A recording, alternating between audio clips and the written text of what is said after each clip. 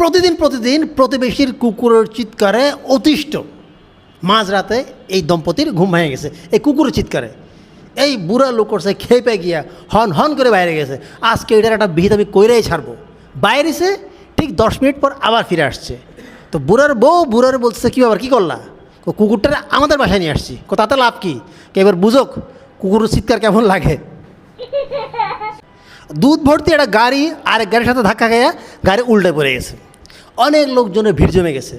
এই ভিড়ের মধ্যে থেকে এক লোক এসে ড্রাইভারে বলছে, তোমার তো অনেক ক্ষতি হয়ে গেল, কী আর করা, এই নাও আমি তোমার 50 টাকা দিলাম, এখানে লোকজন আছে দেখো, ওরা যদি কিছু হেল্প করে তাহলে তোমার হয়তো কিছুটা কম ক্ষতি হইলো আর কি।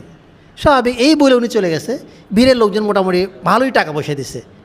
এইবার ভিড়ের মধ্যে থেকে একজন বলছে, ভাই প্রথমে যে লোক তোমার টাকা দিছিল উনি কে? উনি মালিক।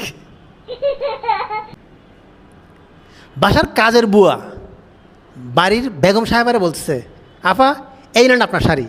কেন কেন? এই শাড়িটা তো অনেক দামি। আর কথা সেটা না, এই শাড়ি পরার পর থেকে সাহেব তো আমার কাছে আসেই না, উল্টা কাজের ছেলেটা পিছন থেকে এসে আমার জড়াই ধরে।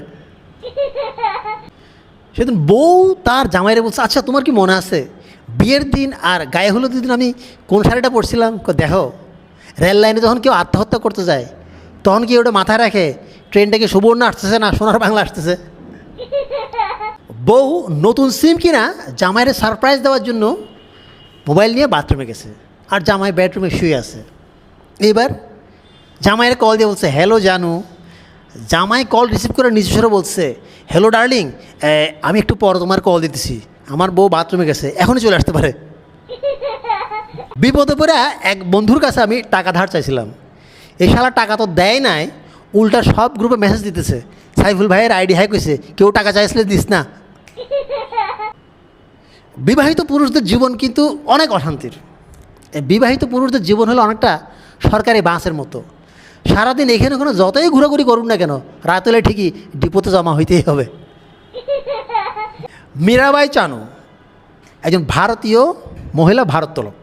তার ওজন 49 কেজি, আর সে কিনা 205 কেজি উত্তোলন করে স্বর্ণপদক পাইছে।